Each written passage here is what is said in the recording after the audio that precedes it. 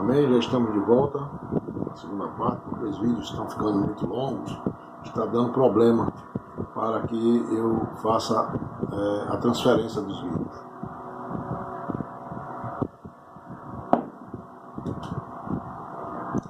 Nós estamos no segundo subponto, as bênçãos espirituais, e eu vou comentar isso aqui. Na sequência do texto, o apóstolo Paulo assevera que Deus nos abençoou com todas as bênçãos espirituais. Isso está no versículo 3, parte B. Aqui o verbo, presta atenção, abençoar, está conjugado no particípio, no tempo auristo, e a voz é ativa. O tempo do verbo auristo indica uma ação acabada. Isso no grego, viu? O que sinaliza que fomos completamente abençoados. Obviamente que as bênçãos aqui não são dádivas materiais, e sim algo imaterial, proveniente dos lugares celestiais. É iníqua. O significado de iníquo, inócua, adjetivo que não provoca prejuízo ou dano, que não oferece perigo, é inofensivo, veneno, inócuo para o homem, não prejudicial e sem propósito. Então quer dizer que essas bênçãos espirituais que Deus nos concedeu, elas foram sem nada em troca, sem prejuízo nenhum para nós. Deus quis abençoar, Deus quis fazer isso, na soberania dele. Ele quis. Agora, para aqueles que estão em Cristo, né? Esse detalhe. Amém, irmãos? Vamos para o terceiro subponto. A nova condição. A nova condição. Aqui tem muita coisa interessante, viu? A expressão em Cristo significa que somos abençoados com toda a bênção espiritual a partir de sua pessoa e obra realizada no Calvário. Isso está em João capítulo 1, versículo 3, Hebreus capítulo 5, versículo 9 e Hebreus capítulo 9, versículo 12. Relaciona-se ainda com a nossa experiência de conversão a Ele. Isso está em 2 Coríntios capítulo 5, versículo 17. Essa nova vida é conferida somente para quem está em Cristo, como eu falei anteriormente. Isto é, o oposto da antiga vida em Adão, escravizada pelo pecado. Está em Romanos capítulo 5, versículo de 11 a 15.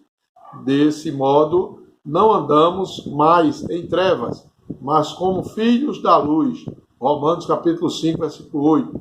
Portanto, nossa nova posição é caracterizada pela salvação em Cristo e por isso desfrutamos de todos os benefícios advindos dessa redenção.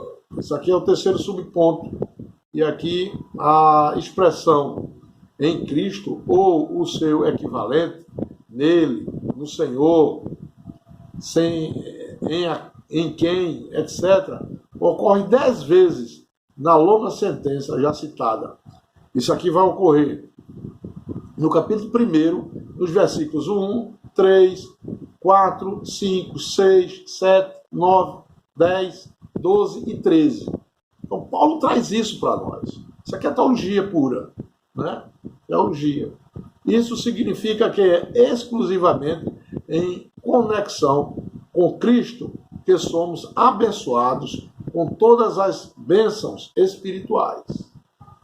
Nesse sentido, o enunciado refere-se à pessoa de Cristo e à obra que ele realizou no Calvário. Também se relaciona com a nossa experiência de união com ele. Não é verdade?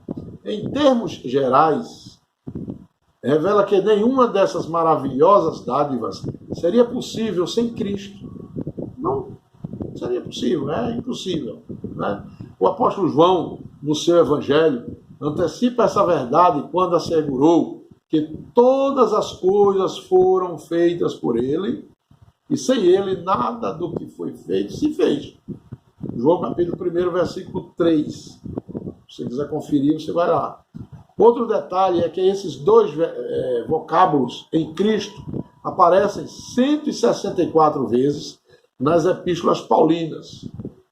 A maioria dos intérpretes concorda que a expressão também indica comunhão espiritual ou nova vida com Cristo e em Cristo. Em 2 Coríntios, como eu já li aqui, está aqui na lição, capítulo 5, versículo 17. Vai mostrar a nova condição por estar em Cristo.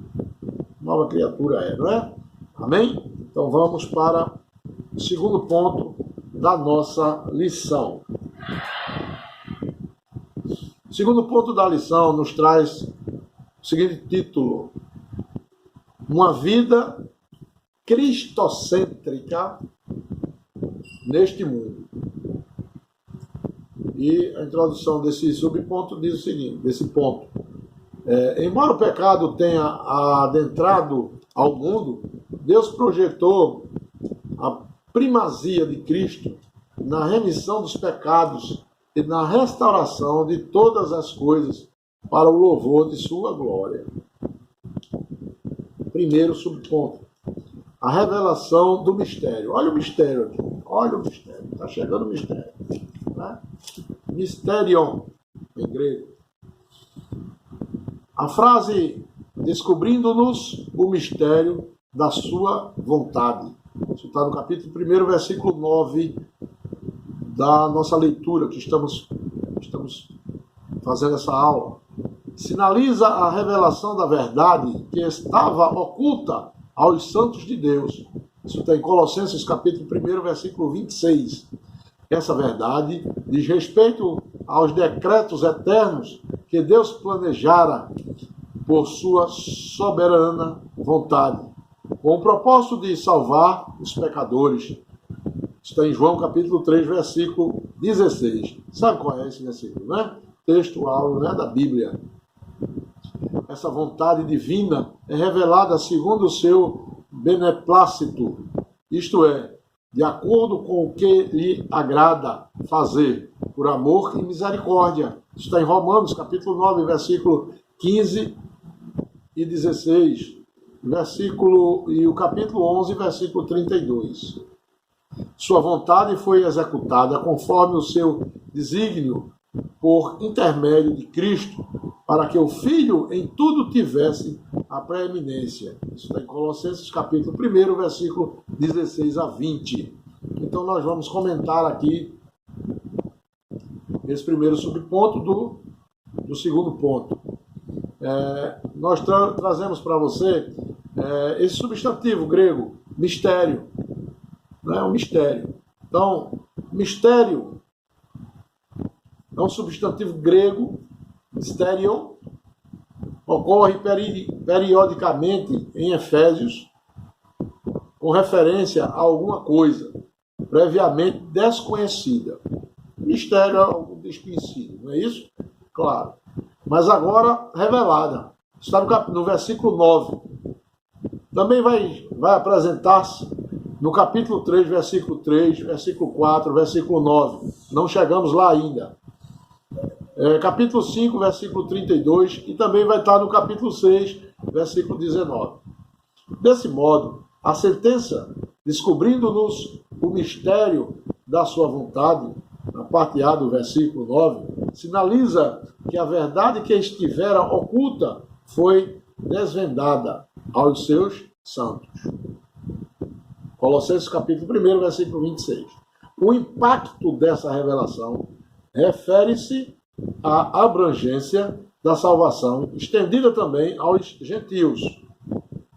Porém, apesar disso ser verdade, a extensão das dádivas aos gentios não era totalmente desconhecida no Antigo Testamento. Nós vamos encontrar Gênesis capítulo 12, versículo 3, vai falar sobre isso também, sobre mistério, e também das bênçãos, no capítulo 22, 18 de Gênesis. Assim, a grande surpresa foi a descoberta que, no plano divino, tanto judeu quanto gentil desfrutam das mesmas bênçãos celestiais.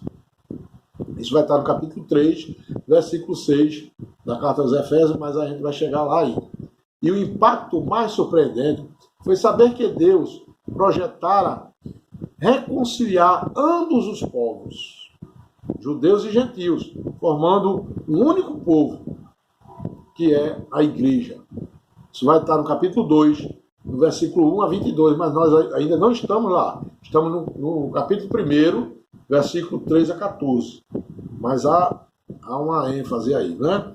Então, o que é que nós passamos aqui, uma palavra, e você pode até estar indagando aí, pastor, o que é beneplácito? Beneplácito é um substantivo masculino. É uma expressão de consentimento,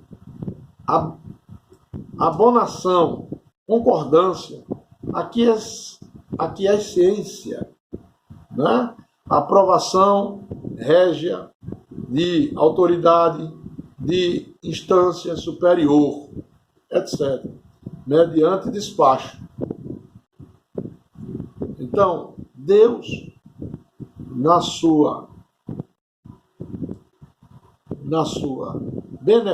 seu beneplácito, né, ele nos otorgou, através de Cristo, a termos as bênçãos espirituais. Resumindo, até aqui, esse primeiro subponto, beneplácito. Amém, irmãos? Está compreendendo? Vamos para o segundo subponto. A plenitude dos tempos. Paulo revela que o plano divino é fazer convergir em Cristo todas as coisas. Isso está no versículo 10. Isso inclui tudo o que foi criado por Cristo, para Cristo, e o que subsiste em Cristo. João, capítulo 1, versículo 1 a 3, eu já falei isso. Hebreus, capítulo 1, versículo 2 e 3. Implica dizer que todo o universo, céus e terra, estarão submissos à autoridade e soberania de Cristo. Está em Romanos, capítulo 14, versículo 11, segundo a Coríntios, capítulo 10, versículo 5. Nesse sentido, a ruptura provocada pelo pecado de Adão é restaurada completamente em Cristo. Essa declaração não tem conotação universalista. A ideia de que, no fim dos tempos, no fim, todos serão salvos. Não existe. Mas que, finalmente, tudo será como Deus planejou. Cristo, a cabeça da igreja, e também a cabeça do universo. Isso vai estar no versículo 21 e 23. A dispensação ou a administração desse plano será na plenitude dos tempos. Isso está no versículo 10. Aqui a palavra grega para tempos não é cronos, que traz uma ideia de cronologia, mas kairos, que se refere ao tempo divino, previamente determinado para que todas as coisas estejam sob o domínio de Cristo. Amém? Está em Atos dos Apóstolos, capítulo 1, versículo 7. Glória a Deus. Este é o segundo subponto. Nós vamos ver aqui o que é que tem. Paulo revela que o plano estabelecido por Deus fará tornar a congregar em Cristo todas as coisas. Né? A versão Almeida Revista e Atualizada traduz como fazer convergir nele. O verbo grego empregado aqui é anakephalaio, e tem o significado geral de reunir as coisas, ou resumir as coisas. Então ele tem dois sentidos. Este verbo é usado 2 vezes em todo o Novo Testamento. Tudo nesta palavra se resume. Veja só. Amarás ao próximo como a ti mesmo. Está em Romanos, capítulo 3, versículo 9. Aos Efésios, o sentido é de congregar e convergir, ou mesmo reunir todas as coisas em Cristo. Versículo 10, parte A. Na plenitude dos tempos, Paulo diz que, a começar pela redenção da igreja, todo o universo, céus e terra, estarão submissos à autoridade de Cristo. Amém? Então, vai se reunir. Então, Paulo usa esse verbo na questão de reunir todas as coisas. De reunir, não de resumir. Então, são dois sentidos. Mas Paulo usa em Efésios a questão do verbo grego, na questão de reunir todas as coisas. A consumação desse plano divino será na plenitude dos tempos, não é? O conceito de dispensação refere-se ao modo divino de o Senhor Deus relacionar-se com a humanidade. Em diferentes períodos da história, nós vamos ver essa doutrina e essa atividade divina acha dividida em 7 dispensações. Quais foram as dispensações? Quais são as dispensações? Vamos ver? Primeiro, na inocência, lá em Adão. Segundo, na consciência. Terceiro, no governo humano. Quarto, na promessa. Quinto, na lei. Sexto, na graça. E sétimo, no reino. Então, nós estamos aqui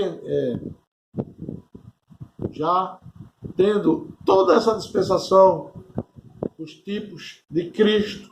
Né? Cristo se revelou, né, através do tempo. Entretanto, embora esse conceito seja possível nessa passagem, o foco aqui está no tempo em que finalmente se dará o pleno cumprimento do plano divino, que será no reino. Amém, meus amados irmãos? Louvor de sua glória, esse é o terceiro subponto.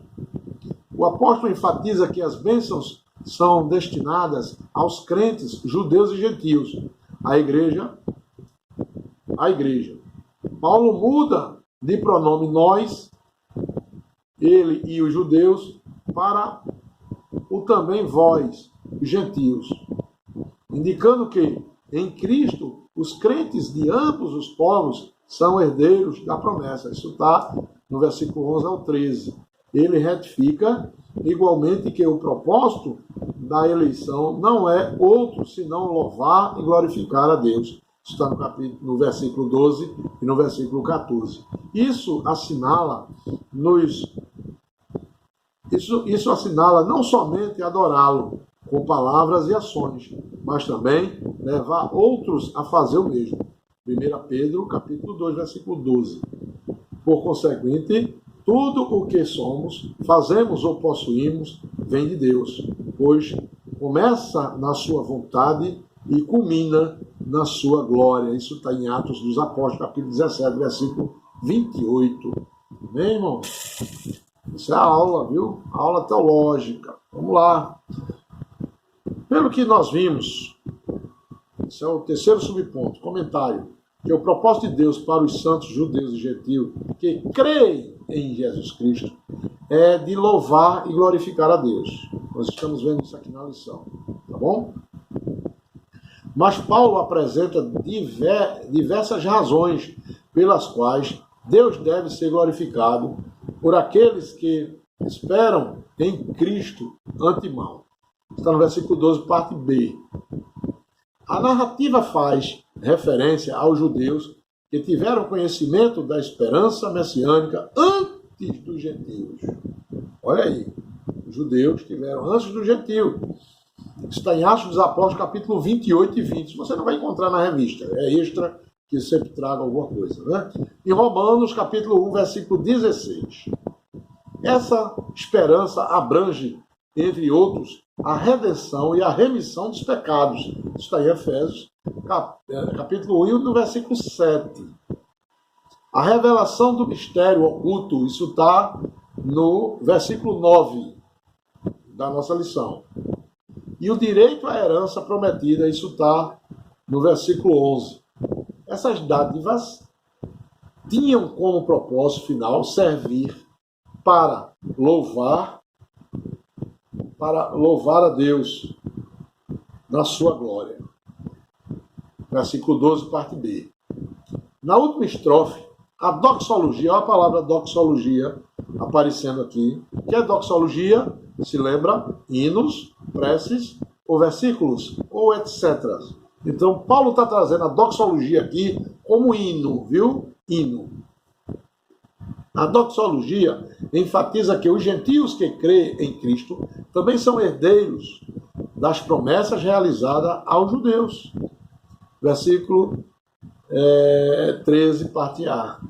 Assim, no último versículo, assim como em cada estágio da revelação, o propósito do plano divino é reafirmado para louvor da sua glória, no versículo 14.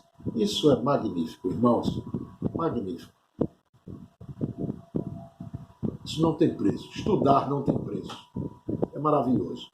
Vamos dar uma pausa, porque o vídeo já está com 21 minutos e vamos entrar agora no terceiro ponto, tá bom?